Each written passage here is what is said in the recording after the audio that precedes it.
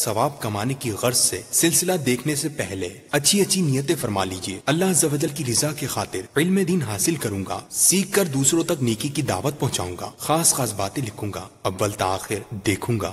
کیسے زندگی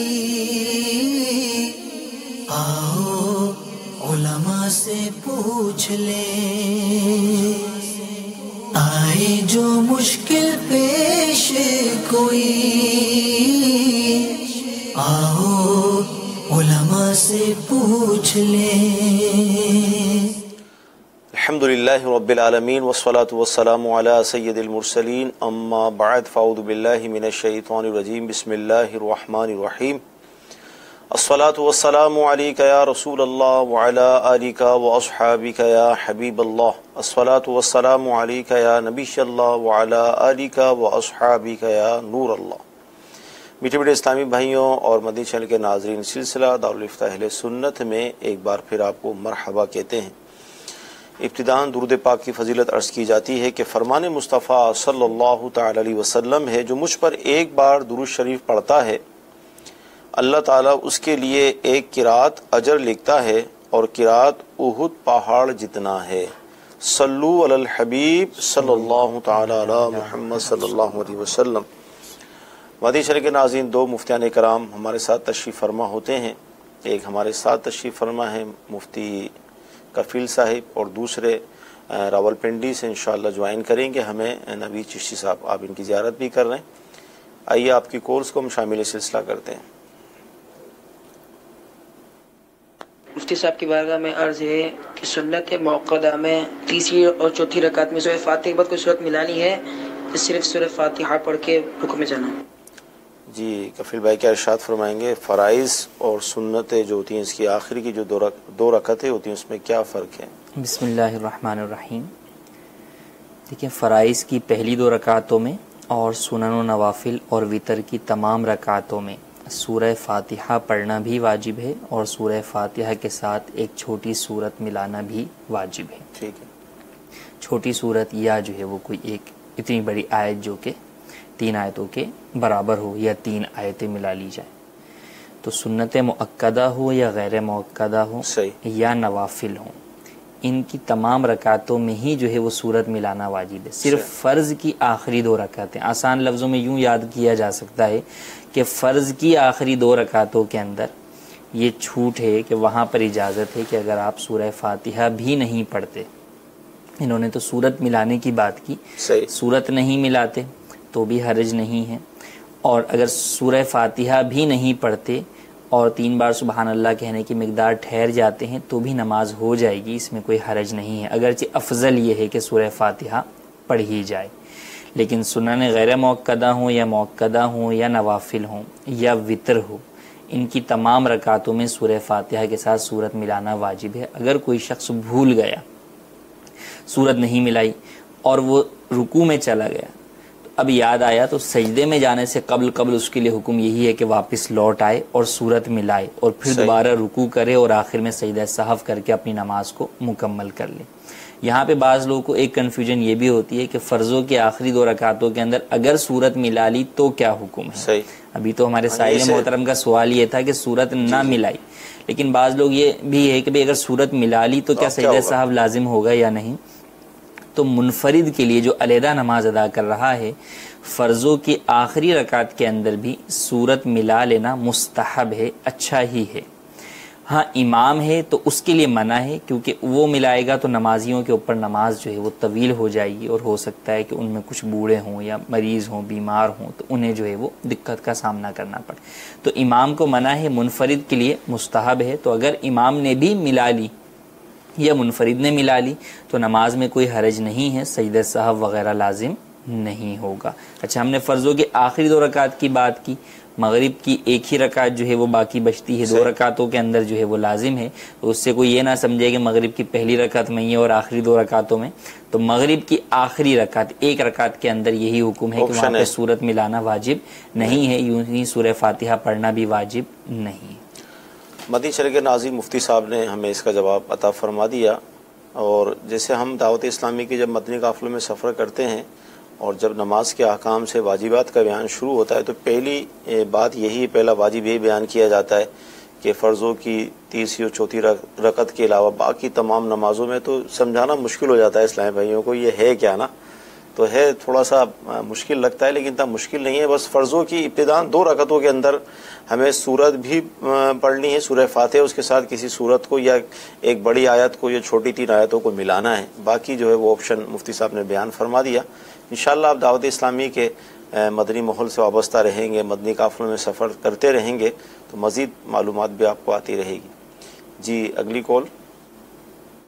محمد اشرف اتاری ہارون آباد ضلع بہاول نگر سے عرض کر رہا ہوں، مفتی صاحب کی بارگاہ میں یہ سوال ہے کہ عقیقہ جو ہے یہ 7ویں دن کرنا سنت ہے، کیا اگر 7 دنوں سے پہلے درمیان میں کر دیا جائے تو وہ سنت ادا ہو جائے گی یا وہ صرف صدقہ ہوگا، 7ویں دن ہی سنت ادا ہوگی؟ یہ بھی مسئلہ ملتا جلتا ہے، 7 دن سے پہلے کریں، 7 دن کے بعد کریں، کیا کریں؟ 7 دن سے پہلے کرنے کی صورت کے اندر تو سنت ادا نہیں ہوگی، کم از کم جو ہے وہ 7 دن ہے۔ ہاں زیادہ سے زیادہ کی کوئی قید نہیں ہے، پوری زندگی جس کا آپ عقیقہ کرنا چاہتے ہیں اگر وہ حیات ہے تو اس کا عقیقہ ہو سکتا ہے۔ ہاں اگر وہ بچہ انتقال کر گیا اب عقیقہ نہیں ہو سکتا، تو 7 دن کے بعد ہو سکتا ہے۔ ہاں علماء نے یہ بیان فرمایا کہ 7ویں دن کرے، سب سے افضل اور بہتر یہ ہے، اور پھر اس کے بعد چاہے تو 14ویں دن یا 21ویں دن، یعنی ہر 7ویں دن، بچے کی زندگی کا ہر 7واں دن جو ہے وہ عقیقہ کر سکتے ہیں، اور اس کے علاوہ بھی کرنا چاہیں 8ویں دن یا 9ویں دن یا 10ویں دن تو بھی عقیقہ کیا جا سکتا ہے۔ بہرحال 7 دن سے پہلے کریں گے تو وہ عقیقہ نہیں ہوگا، ہاں صدقے کے طور پر صدقہ وغیرہ دیا جا سکتا ہے۔ ٹھیک ہے۔ عقیقے کے حوالے سے بحث یہ ہے کہ امیر علیہ سنت کا ایک بہت پیارا رسالہ ہے عقیقے کے بارے میں سوال جواب، آپ اس رسالے کو حاصل کر لیں، اس کا مطالعہ کر لیں، مزید انشاءاللہ معلومات آپ کو وہاں سے حاصل ہو جائے گی۔ جی اگلی کال۔ دارالفتہ اہل سنت میں سوال یہ ہے کہ اگر جمعہ کی پہلی 4 سنتیں خطبہ سے پہلے نہ کوئی شخص پڑھ سکے تو بعد میں کس طرح پڑھ سکتے ہیں؟ جی مفتی نوید صاحب کیا ارشاد فرمائیں گے؟ جمعے کی سنتوں کے حوالے سے پوچھنا چاہ رہے ہیں، اگر پہلے نہیں پڑھی تو اب کیا کریں؟ الحمدللہ رب العالمین والصلاة والسلام علی سید الانبیاء والمرسلین۔ جمعہ کی سنتیں اگر پہلے نہیں پڑھ سکے ہیں، خطبہ شروع ہو گیا ہے، تو اب اس صورت میں خطبہ کے دوران سنتیں پڑھنے کی اجازت نہیں ہے۔ اب خطبہ ختم ہو، اس کے بعد فرض نماز پڑھی جائے، اس کے بعد جب سلام امام پھیر دے تو اس کے بعد پہلے جو جمعہ کے بعد کی 4 سنتیں ہیں وہ پڑھی جائیں، پھر جو پہلے والی رہ چکی ہیں وہ 4 سنتیں پڑھی جائیں، اور اس کے بعد جو جمعہ کی بعد والی 2 سنتیں پڑھی جاتی ہیں وہ پڑھی جائیں، اور اس کے بعد نوافل پڑھ کر نماز کو پورا کر لیا جائے۔ بعض لوگ ایسا کرتے ہیں کہ سلام امام پھیرتا ہے، فرض پورے کرنے کے بعد ہی یہ پہلے والی سنتیں پڑھتے ہیں، اس کے بعد باقی 4 سنتیں جمعہ کے بعد والی پڑھتے ہیں، تو یہ درست طریقہ نہیں ہے۔ اگر پہلی والی سنتیں اپنے مقام سے قضا ہو گئی ہیں، اپنے مقام سے اٹھ گئی ہیں، تو اب جو جمعہ کے بعد والی سنتیں ہیں 4، ان کو تو اپنے مقام سے نہ ہٹایا جائے، ان کو اسی وقت میں پڑھا جائے جمعہ کے فرضوں کے فوراً بعد، اور پھر اس کے بعد یہ 4 جو سنتیں ہیں یہ پڑھ لی جائیں، پھر 2 سنتیں پڑھ کر نماز پوری کر لی جائے۔ جی بہت شکریہ، بہت پیارا جواب آپ نے ہمیں ارشاد فرمایا۔ اگلی کال لیں گے۔ مفتی صاحب کی بارگاہ میں عرض ہے کہ جب نماز پڑھنا شروع کرتے ہیں تو آنکھیں بند کر لیتے ہیں، یہ نیند سے بند نہیں کرتے بلکہ نماز کے سرور میں آنکھیں بند کرتے ہیں، کیا آنکھیں بند کر کے نماز پڑھنا جائز ہے؟ جی نوید بھائی کیا ارشاد فرمائیں گے؟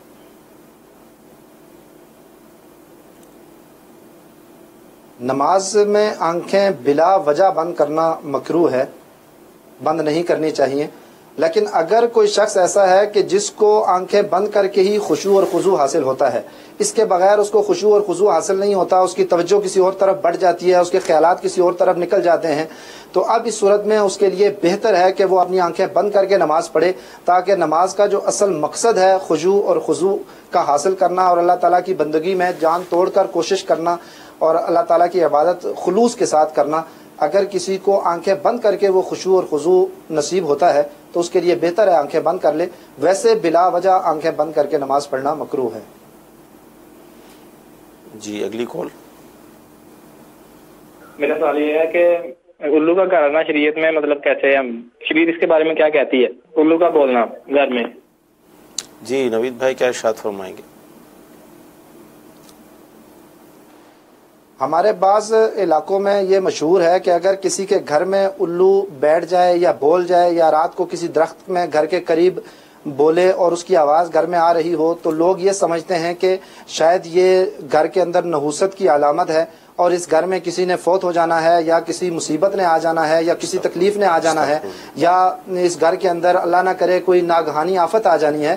تو یہ سب لوگوں کے توہمات ہیں، شریعت کے خلاف ہیں اور اس کی شریعت کے اندر کوئی اصل نہیں ہے، بلکہ یہ ہندوؤں کی رسومات میں سے ایک رسم ہے، ان کے طریقوں میں سے ایک طریقہ ہے کہ وہ اس کو نحس سمجھتے ہیں اور جہاں بول رہا ہو وہاں اس کی وجہ سے آفت اور مصیبت آنے کا خیال رکھتے ہیں اور وہم رکھتے ہیں. ہمیں مسلمانوں کو اس طرح کے کسی وہم کو پالنے اور اس کی طرف توجہ دینے کی کوئی ضرورت نہیں ہے. جی بہت پیارے جواب مل رہے ہیں اور ہمارے علم میں اضافہ بھی ہو رہا ہے. مزید کال لیں گے ہم. صاحب کی بارگاہ میں عرض ہے کہ یہ صبح کی سنتے ہیں جو جماعت ہو رہی ہو کہ سنتے نہیں پیچھے پڑھ سکتے، تو اس حوالے سے کوئی واضح کوئی رہنمائی فرما دیں تو جزاک اللہ. جی فجر کی سنتیں پیچھے نہیں پڑھ سکتے سے مراد یہ کہ آپ صفوں کے اندر کھڑے ہو کر نہ ادا کریں کہ دیگر نمازی جب آئیں تو ان کو جماعت میں شامل ہونے میں پریشانی ہو. باقی مسجد کے اندر کسی جو ہے وہ ستون یا دیوار کی آڑ میں پڑھنے میں حرج نہیں ہے، بلکہ اگر مسجد میں حاضر ہوا ہے اور اس نے سنتیں ادا نہیں کی اور اب اس کو یہ لگتا ہے کہ میں سنتیں ادا کر کے بھی جماعت میں شامل ہو جاؤں گا اگرچہ آخری قعدے میں ہی جو ہے وہ شامل ہوں، آخری قعدے میں ہی شامل ہو سکوں، تو اس کے لیے حکم یہی ہے کہ پہلے سنتیں ادا کرے پھر اس کے بعد جماعت میں شامل ہو. ہاں اگر یہ ہے کہ میں اگر سنتیں ادا کروں گا تو اب امام میں جماعت میں شامل نہیں ہو سکوں گا، امام سب سلام پھیر دیں گے، تو پھر یہ سنتیں ادا نہ کرے بلکہ جماعت میں شامل ہو جائے. اور اب اس نماز کی جو سنتیں رہ گئی ہیں انہیں نماز فرض کے فوراً بعد ادا نہیں کر سکتا، بلکہ اب اگر پڑھنا چاہے تو جب طلوع آفتاب ہو جائے اور اس کے بعد 20 منٹ مکروہ وقت گزر جائے تو پھر یہ سنتیں ادا کر سکتا ہے، اور یہ بھی اسی دن ظہوہ کبریٰ کا وقت یعنی جسے عوام زوال کا وقت کہتے ہیں اس کے شروع ہونے سے پہلے ہی ادا کر سکتا ہے. ٹھیک ہے. وہ ایس ایم ایس بھی ہم شامل کرتے ہیں. یہ ارشاد فرمائے کہ جو بی سی یا کمیٹی ڈالی جاتی ہے تو کیا اس پر زکوٰۃ کا حکم ہے؟ دیکھیں بی سی یا کمیٹی ڈال لیں گے تو اس کے اوپر بعض صورتوں میں زکوٰۃ بنتی بھی ہے، بعض صورتوں میں نہیں بھی. سب سے پہلے تو بی سی یا کمیٹی کی حیثیت کو اگر دیکھا جائے تو یہ قرض کی حیثیت ہے کہ آپ جو مال جمع کرواتے ہیں گویا کہ آپ سامنے والے کو قرض دے رہے ہیں. صحیح. اور جب کمیٹی کھلتی ہے تو گویا کہ آپ کو اس میں سے کچھ رقم تو آپ کی جمع کروائی ہی واپس ملتی ہے. صحیح. اور کچھ جو ہے وہ مزید آپ کے اوپر قرضہ چڑھ جاتا ہے. تو اب سال کا جب پورا ہوا، کوئی شخص پہلے سے صاحب نصاب ہے اور اس کی کوئی کمیٹی یا بی سی چل رہی ہے تو اب وہ یہ دیکھے گا کہ اس کی ملکیت کے اندر بی سی یا کمیٹی کا قرضہ کتنا ہے. صحیح. مثلا بی سی اے کمیٹی اگر پہلے کھل گئی ہے تو اس کے اوپر قرضہ ہوگا کہ بھئی آئندہ اتنا مجھے مزید ادا کرنا ہے، میں وصول تو کر چکا ہوں لیکن ادا کرنا ہے. تو وہ قرضے کو مائنس کر کے بقیہ مال کی زکوٰۃ ادا کر دے گا. اور اگر ابھی اس کی بی سی اے کمیٹی کھلی نہیں ہے، یہ جمع ہی کرواتے جا رہا ہے، تو جتنے پیسے وہاں جمع کروا چکا ہے اس پیسے کو اپنے مال میں ہی ایڈ کر کے اس کی زکوٰۃ جو ہے وہ ادا کر دے. اگرچہ اس مال کی زکوٰۃ کی ادائیگی ابھی لازم نہیں ہے، زکوٰۃ واجب تو ہے، ادائیگی لازم نہیں ہے. ادائیگی اس وقت لازم ہوگی جب کہ وہ مال نصاب کے 5ویں حصے کی مقدار اس سے مل جائے.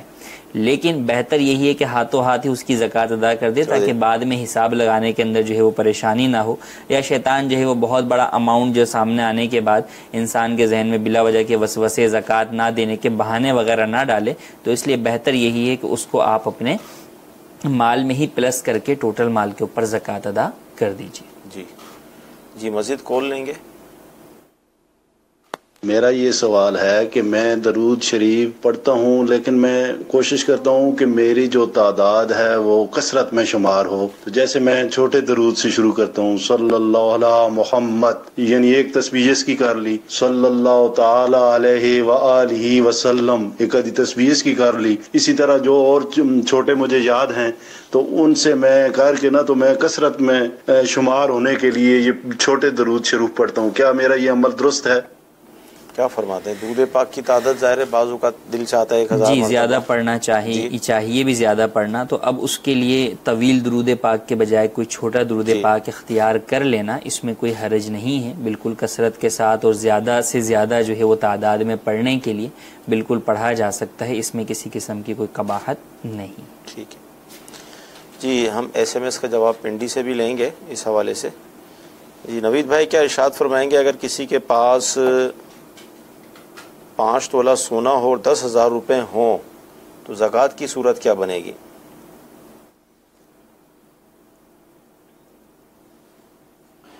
زکوٰۃ کے لیے جو شریعت نے نصاب مقرر کیا ہے اس کے اندر 4 چیزیں آتی ہیں: سونا، چاندی، روپیہ پیسہ اور مال تجارت۔ یہ 4 چیزیں اگر اپنے اپنے نصاب تک پہنچتی ہیں تو اس صورت میں اس پر زکوٰۃ فرض ہوتی ہے۔ اگر کسی کے پاس صرف سونا ہے، ساتھ نہ چاندی ہے، نہ روپیہ پیسہ ہے، نہ مال تجارت ہے، تو جب تک 7.5 تولے نہیں ہوگا اس پر زکوٰۃ فرض نہیں ہو، وہ صاحب نصاب نہیں ہوگا اور اس پر زکوٰۃ بھی فرض نہیں ہوگی۔ اور اگر کسی کے پاس 7.5 تولے سونا سے کم ہے لیکن اس کے ساتھ کوئی اور چیز بھی اس کے ساتھ موجود ہے، چاہے چاندی کی 1 انگوٹھی ہو، چاہے کچھ روپیہ پیسہ ہو، چاہے کچھ مال تجارت ہو، دونوں اگرچہ اپنی اپنی جگہ پر نصاب کو نہ پہنچ رہے ہوں، دونوں کو ملا کر چاندی کے نصاب پر لے آئیں گے۔ اگر چاندی کے نصاب کے مطابق وہ نصاب پورا ہو جاتا ہے تو وہ صاحب نصاب ہوگا اور اس پر زکوٰۃ فرض ہوگی۔ اب یہاں جب 5 تولے سونا ہے اس کے پاس تو یہ الگ سے اگر سونے کو دیکھا جائے تو اس کا نصاب 7.5 تولے پورا نہیں ہو رہا، لیکن اس کے ساتھ 10,000 روپیہ بھی ہے اور 10,000 روپیہ یہ چاندی کے نصاب کو پورا نہیں کر رہا کہ چاندی کا نصاب 52.5 تولے چاندی تقریباً آج کل 40-42 ہزار بن رہا ہے۔ تو اب ان دونوں نصابوں کو ملائیں گے تو اب سونے اور 10,000 روپے کو جب ملائیں گے تو یہ 52.5 تولے چاندی کے نصاب سے کہیں زیادہ بن جاتا ہے۔ تو اس صورت میں اب وہ شخص صاحب نصاب قرار دیا جائے گا اور اس پر سال پورا ہونے پر زکوٰۃ بھی فرض ہوگی۔ ٹھیک ہے۔ دوسرا SMS یہ ہے نوید بھائی کہ جو ہم پر نماز فرض ہے 5 وقتہ، تو اس میں صرف ہم فرائض پڑھیں گے یا سنتیں اور دیگر نوافل وغیرہ بھی ادا کریں گے؟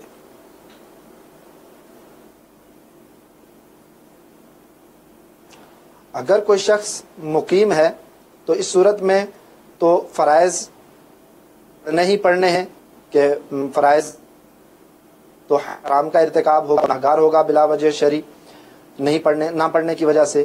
اسی طرح سے جو واجبات جیسے وطر ہیں تو ان کا پڑھنا واجب ہے، نہ پڑھنے والا گنہگار ہے۔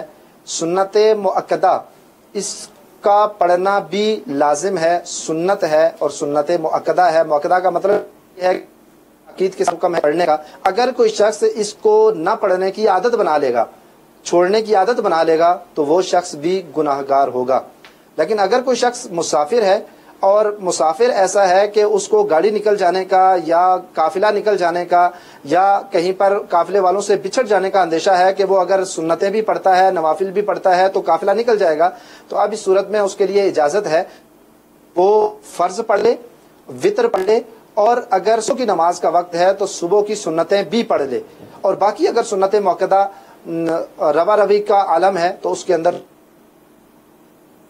چھوڑ سکتا ہے، وہ چھوڑ دے۔ اگر ممکن ہو سواری کے اوپر ہی بیٹھ کر پڑھ لے، اگر نہ ہو تو ان کو چھوڑنے سے بار نہیں ہوا، لیکن حالت اگر وہ سنت موقدہ کی لے گا تو اچھا کفیل بھائی اگر جو جواب دیے بعض جگہ وہ بات رہ گئی نا، تو تھوڑا سا خلاصہ اس کا اگر آپ بیان خلاصہ یہ کہ مسافر جو ہے وہ جب اپنے سفر کے دوران میں ہے کہ قافلہ بچھڑ جانے کی صورت ہے یا گاڑی چھوٹ جانے کی صورت ہے، تو اس صورت کے اندر اسے سنت مؤکدہ بھی چھوڑنے کی اجازت ہے، چھوڑنے پر گناہگار نہیں ہوگا، لیکن حتی الامکان سنت فجر ادا کرے کیونکہ سنت فجر کا حکم جو ہے وہ قریب با واجب ہے۔ ٹھیک ہے، تو بقیہ سنتوں کو جو ہے وہ چھوڑنے پر گناہگار نہیں ہوگا۔ اور اگر مسافر بھی کسی جگہ پر ٹھہرا ہوا ہے، مقیم ہے، تو اس کے لیے بھی پھر یہی ہے کہ وہ اپنی سنتیں بھی جو ہے وہ ادا کرے۔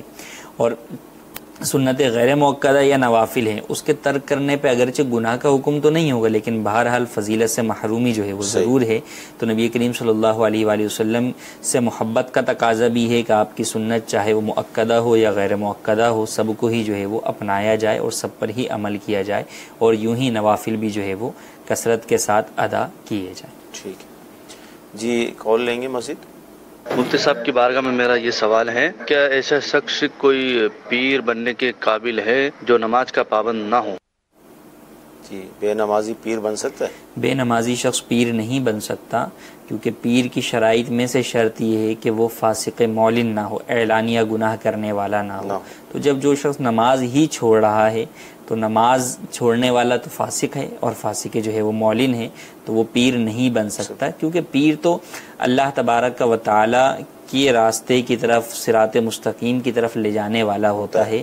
وہ تو نبی کریم صلی اللہ علیہ وآلہ وسلم کی سنتوں پر عمل پیرا کرنے والا اور خود دوسروں کو بھی اس طرف راغب کرنے والا ہوتا ہے۔ تو جب وہ نماز جیسی فرض اہم ترین عبادت کو چھوڑ رہا ہے تو وہ کہاں آپ کو جو ہے وہ اس مقام اور اس منصب تک جو ہے وہ لے کر جائے گا، تو ایسا شخص ہرگز جو ہے وہ پیر بننے کا اہل نہیں۔ جی مزید کال۔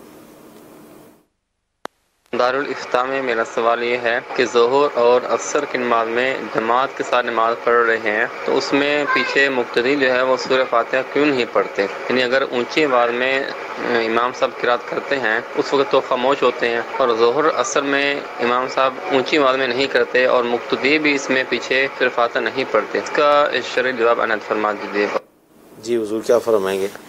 امام کی قراءت مقتدی کی قراءت ہوتی ہے، امام پیشوا ہوتا ہے، اللہ تبارک و تعالی کی بارگاہ میں اپنے تمام نمازیوں کا لیے گویا نمائندہ بن کر جو ہے وہ رب کی بارگاہ میں حاضر ہو کر مناجات جو ہے وہ کر رہا ہوتا ہے۔ جیسے ہم بھی دیکھتے ہیں کہ دنیا کے اندر اگر کسی جگہ پر جاتے ہیں تو سارے پورا وفد جاتا ہے تو پورا وفد بات نہیں کرتا، کسی ایک کو نمائندہ بنا کے آگے بڑھا دیا جاتا ہے، تو وہ آگے جا کر جو ہے وہ کلام کرتا ہے، بقیہ خاموش رہتے ہیں، اس کا بولنا سب کا بولنا قرار پاتا ہے۔ تو یہی صورتحال یہاں پر بھی ہے کہ امام کی قراءت وہ مقتدیوں کی جو ہے وہ قراءت ہے، تو لہٰذا جو سری نمازیں ہیں ان کے اندر بھی ان کو خاموش رہنے کا ہی مقتدیوں کو حکم ہے کہ ان کا امام جو ہے وہ اس کی قراءت ہی ان کو کافی ہے۔ صحیح۔ اچھا یہاں پر ہم ایک مثال ہی دے سکتے ہیں، مثال کے طور پر اگر آپشن ہوتا مقتدیوں کے کہ وہ بھی قراءت کرتے، اب امام صاحب جو ہے سورہ اخلاص پڑھ کے رکوع میں جانے والے ہیں اور کسی نے شروع کر دی ہے سورہ بقرہ، تو اب وہ کیا کرے گا پھر؟ وہ تو پھر اس میں یہی ہے کہ وہ چھوڑ کر اس مقام پر ہی جو ہے وہ آگے جو ہے وہ جائے گا۔ لیکن بہرحال کافی حکمتیں جو ہے وہ اس کے اندر جو ہے وہ موجود ہیں۔ جو جہری نماز ہے اس کے اندر تو وَإِذَا قُرِئَ الْقُرْآنُ فَاسْتَمِعُوا لَهُ وَأَنصِتُوا لَعَلَّكُمْ تُرْحَمُونَ کا وہ ہے کہ وہاں پر قرآن جب پڑھا جا رہا ہے تو اب کان لگا کر بھی سنو اور خاموش بھی رہو۔ اب یہاں پر اگرچہ آواز نہیں آ رہی لیکن بہرحال یہ مقتدی جو ہے وہ امام کے پیچھے ہیں اور یہ ایک اعتبار سے اس کے جو ہے وہ تابع ہیں، تو لہٰذا انہی کی اپنے امام کی ہی پیروی کریں گے اور قراءت نہیں کریں۔ مدی چل کے ناظرین مفتی صاحب ہی یہ جواب بھی ارشاد فرما دیں گے۔ ہمارا کام تو صرف تسلیم کرنا ہے، ظاہر ہر چیز کو عقل سے نہیں سوچا جاتا، اگر عقل سے سوچیں گے تو بہت الجھ جائیں گے۔ شریعت نے جو احکام ہمیں دیے ہمارا کام ہے کہ اس پر ہم عمل کرنے کی کوشش کریں، ہر بات کو عقل سے نہ سوچیں، اس کی حکمت تلاش نہ کریں کہ یہ ایسا کیوں ہے، تو بعض اوقات اس میں آدمی کے لیے پرابلم کھڑے ہو جاتے ہیں۔ صرف مان لیں، تسلیم کر لیں اور اس پر عمل کرنا شروع کر دیں۔ جی اگلی کال لیں گے۔ میرا یہ سوال ہے مفتی صاحب سے کہ یہ جو تسبیح شریف ہم پڑھتے ہیں یہ انگلیوں پہ بھی ادا ہو سکتی ہے یا صرف تسبیح پہ پڑھی جاتی ہے؟ اور دوسرا یہ پوچھنا ہے کہ آیت الکرسی کی کیا فضیلت ہے؟ نماز کے بعد ہی پڑھ سکتے ہیں یا جس ٹائم مرضی کو مصیبت آئے پڑھ سکتے ہیں؟ پلیز یہ۔ جی نوید بھائی کیا ارشاد فرمائیں گے؟ تسبیح کے بارے میں یہ ہے کہ انگلی پر گنی جائے کہ نبی پاک صلی اللہ تعالی وسلم کی ایک حدیث مبارکہ بھی ہے کہ آپ نے عورتوں کو مخاطب کر کے ارشاد کیا کہ اے بیویوں تم تسبیح و تحلیل اور رب کی پاکی بولنے کو لازم کر لو اور انگلیوں پر گنا کرو۔ تو آپ انگلیوں پر گننے کے حکم فرمایا ہے، اور اسی کے تحت مفتی احمد یار خان نعیمی علیہ رحمہ فرماتے ہیں کہ اس سے پتہ چلتا ہے کہ دانوں پر گننے کے بجائے انگلیوں پر تسبیح کرنا یہ زیادہ فائدہ ہے، اور قیامت والے دن جب انسان کے اعضاء بھی زبان پر تالا لگا ہوگا، بند ہوگی، اور باقی اعضاء گواہی دے رہے ہوں گے، تو اس وقت جن جن اعضاء سے جو تسبیحات یا جو نیک کام کیے ہوں گے وہ اعضاء بول بول کر اس بندے کے گواہی دے رہے ہوں گے۔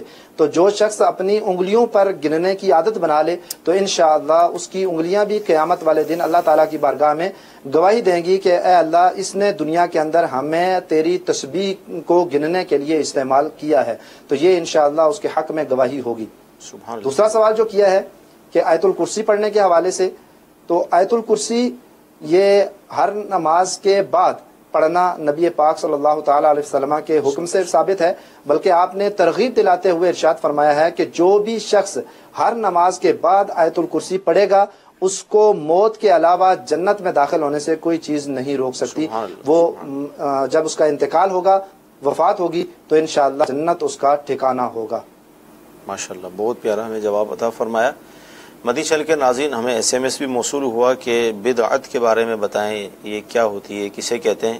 تو آپ کے لیے اعلان یہ ہے کہ انشاءاللہ کل کا جو ہمارا یہ دارالفتہ اہل سنت کا سلسلہ اسی موضوع پر رکھا گیا ہے، مفتی احسان صاحب انشاءاللہ تشریف فرما ہوں گے، تو میری مدنی التجا ہے کہ اس موضوع سے متعلق بہت اہم معلومات، بدعت کی تعریف اور اس کی اقسام، یہ سب کل بیان کیا جائے گا، تو لازمی اہتمام کے ساتھ کل کا سلسلہ آپ دیکھیے گا تاکہ اس موضوع سے متعلق آپ کو انشاءاللہ اچھی معلومات ہوگی۔ جی اگلی کال لیں گے ہم۔ میرا ان سے سوال پوچھنا تھا کہ ابھی جو فصل ہے ہمارا، ہم گاؤں میں رہتے ہیں، ابھی جو کنکی کا فصل ہوتا ہے تو اس کی زکوٰۃ کتنی دینی ہوگی؟ جی نوید بھائی کیا ارشاد فرمائیں گے؟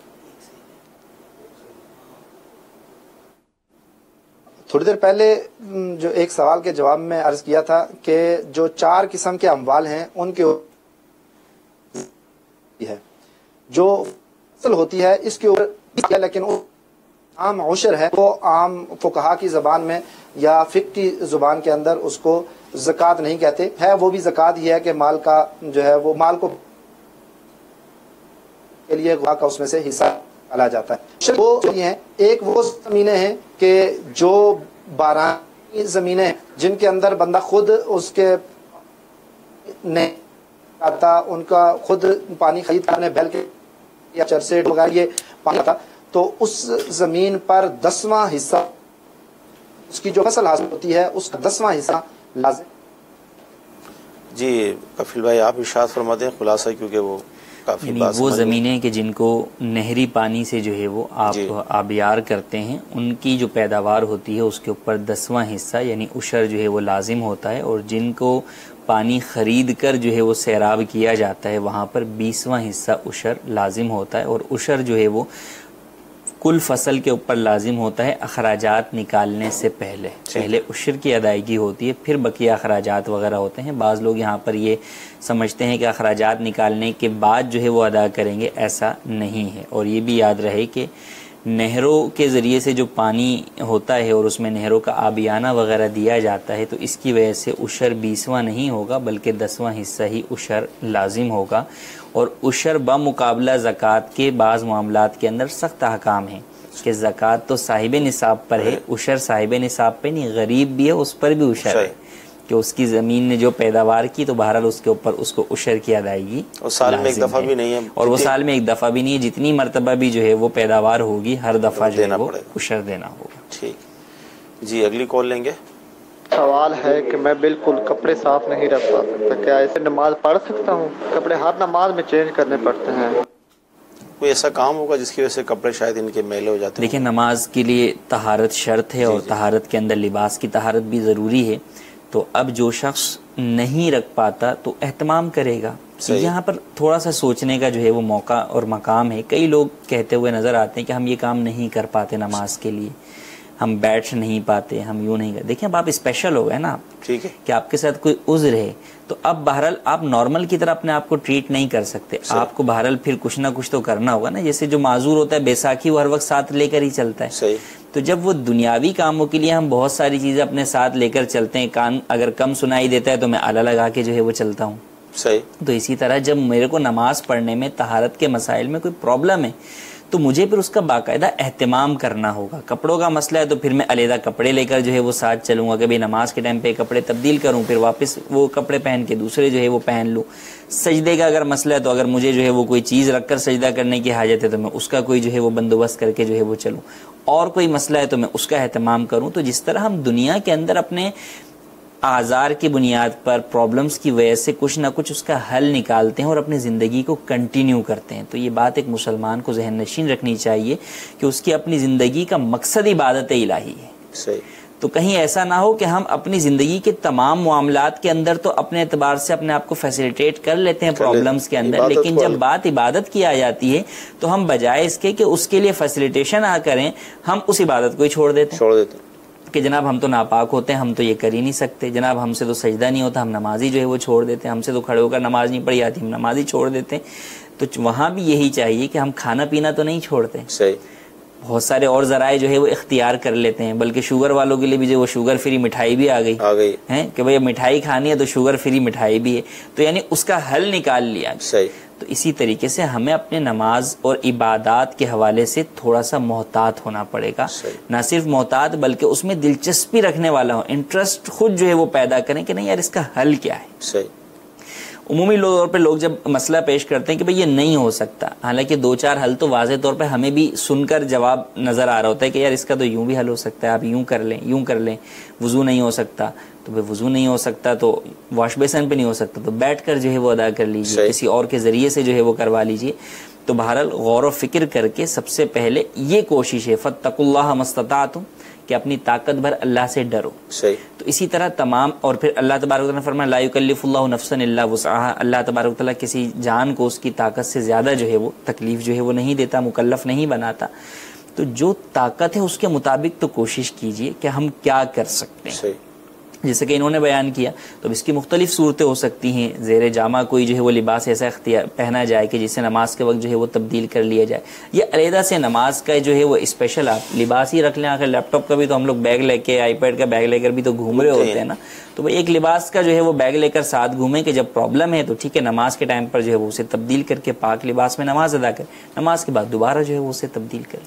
بہت پیارا جواب دیا، اور نیت صاف منزل آسان کے تحت اگر کسی کام کو کرنے کا آدمی ٹھان لے کہ یہ کام میں نے کرنا ہے تو اللہ تعالیٰ اس کے لیے راستے جو ہے وہ پیدا فرما دیتا ہے۔ جب نیت اچھی ہوگی اور یہ کہ بس نماز پڑھنی ہے تو انشاءاللہ راستے بھی مل جائیں گے کہ یہ کام کس طرح ہوگا۔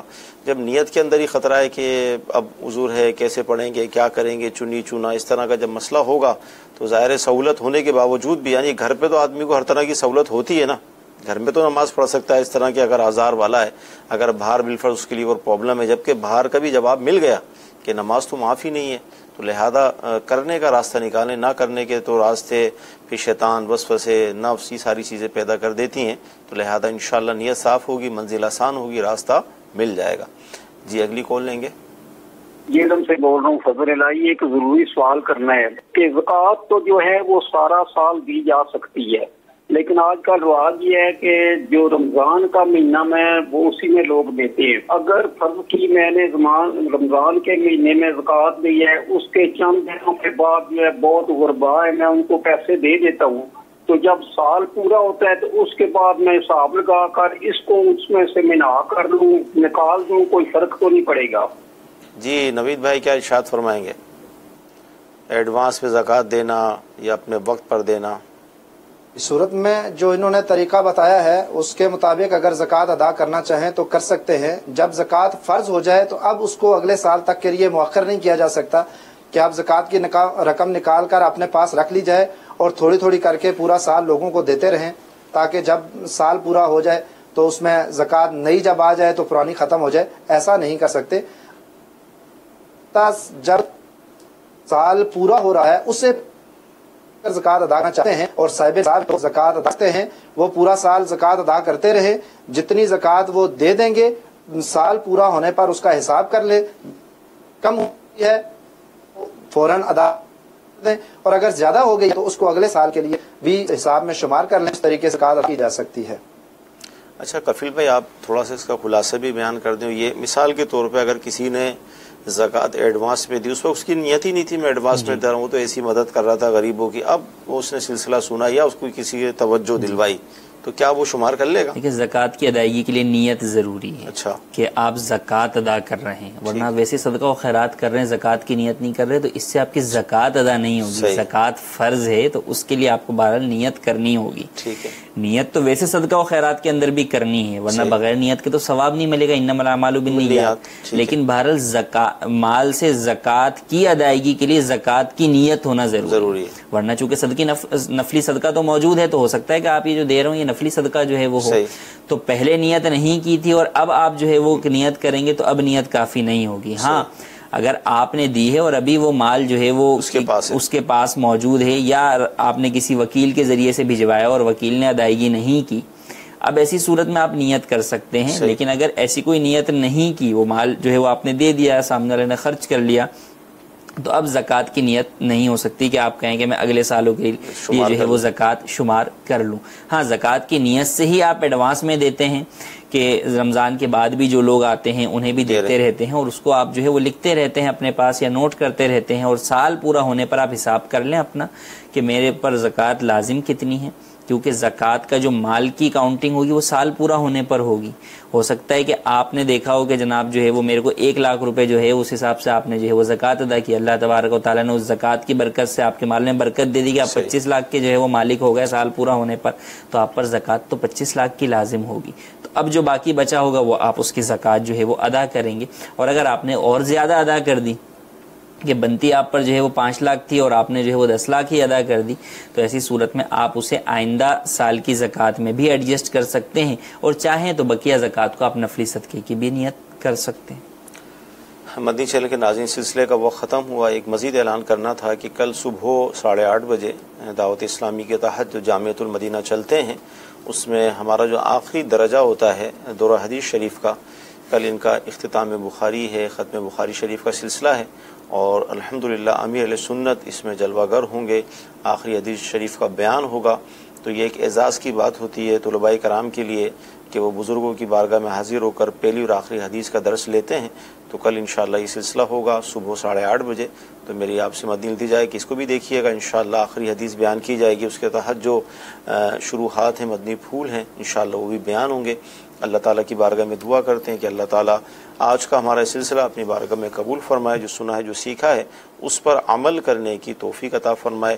صلو علی الحبیب صلی اللہ تعالی علی محمد. گزارے کیسے زندگی،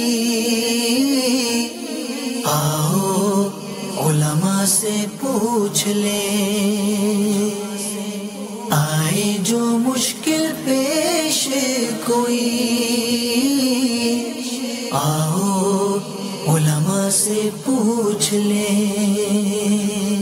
الحمدللہ رب العالمین والصلاة والسلام علی سید المرسلین، اما بعد فاعوذ باللہ من الشیطان الرجیم، بسم اللہ الرحمن الرحیم. الصلاة والسلام علیک یا رسول اللہ وعلی آلک واصحابک یا حبیب اللہ. الصلاة والسلام علیک یا نبی اللہ وعلی آلک واصحابک یا نور اللہ. مدنی چینل کے ناظرین، مدنی چینل کا سلسلہ ہے ذکر الہی. اس سلسلے کے نام سے ہی آپ سمجھ سکتے ہیں کہ اس کا موضوع اللہ تبارک و تعالیٰ کے ذکر، اللہ کی یاد، اللہ تبارک و تعالیٰ کا مبارک نام لینا، اللہ کا ذکر کرتے رہنا. اس کی برکتیں کتنی زیادہ ہیں، اللہ کے ذکر کی کتنی برکتیں ہیں، کتنی فضیلتیں ہیں، قرآن پاک میں اس کا بیان کیا گیا. احادیث مبارکہ میں اللہ کے پیارے حبیب لبیب صلی اللہ علیہ وآلہ وسلم نے اللہ کا کثرت سے ذکر کرنے والوں کے فضائل بیان کیے. بلکہ ہمارے آقا مدینے والے مصطفیٰ صلی اللہ تعالی علیہ وآلہ وسلم ذکر الہی کی فضیلت اور برکت بیان کرتے ہوئے ارشاد فرماتے ہیں کہ بے شک شیطان اپنی سونڈ ابن آدم کے دل پر رکھے ہوئے ہوتا ہے. جب انسان اللہ عز و جل کا ذکر کرتا ہے تو شیطان پیچھے ہٹ جاتا ہے، اور جب وہ ذکر اللہ عز و جل کو بھول جاتا ہے تو شیطان اس کا دل چبانے لگتا ہے.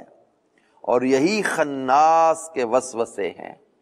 وہ سورہ والناس کے اندر جو فرمایا نا من شر الوسواس الخناس، وہ جو خناس کے وسوسے ہیں نا، وہ شیطان جو ہے وہ دل کو چبانے لگ جاتا ہے.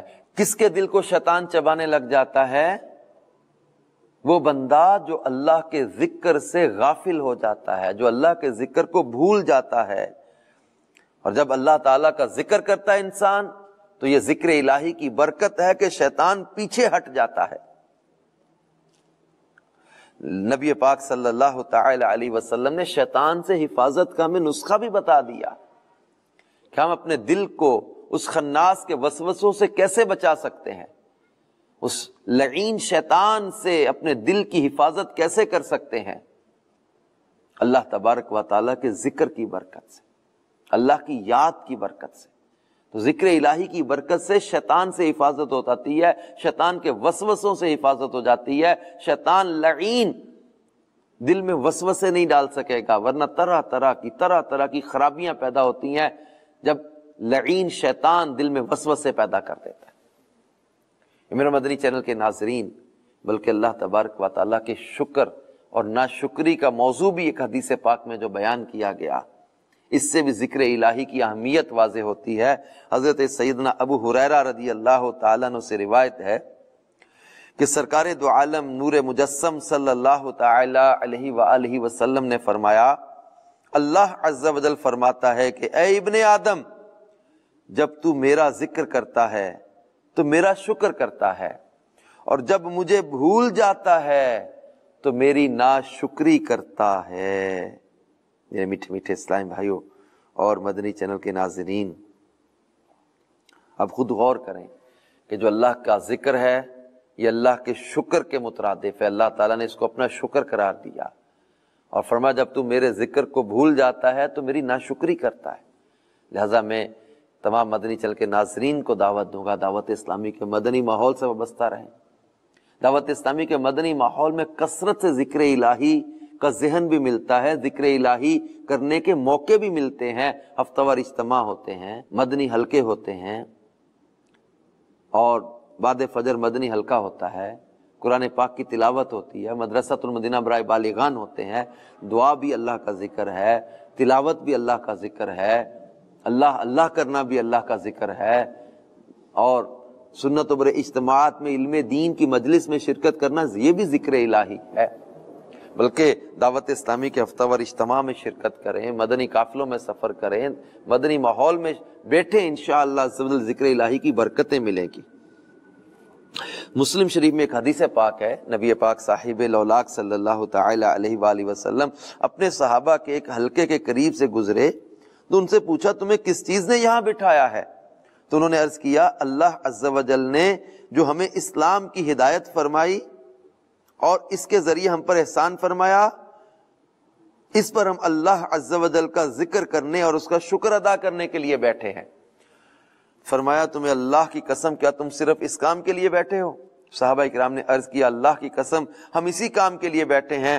تو سرکار مدینہ صلی اللہ علیہ وآلہ وسلم نے فرمایا میں نے تم سے تہمت کی وجہ سے حلف نہیں اٹھوایا، بلکہ میرے پاس جبرائیل علیہ السلام آئے اور انہوں نے مجھ سے عرض کیا اللہ عز و جل فرشتوں کے سامنے تم پر فخر فرماتا ہے. میرے میٹھے اسلام بھائیوں اور مدنی چینل کے ناظرین، ایک طویل حدیث پاک میں ذکر الہی کرنے والوں کا تذکرہ ہے.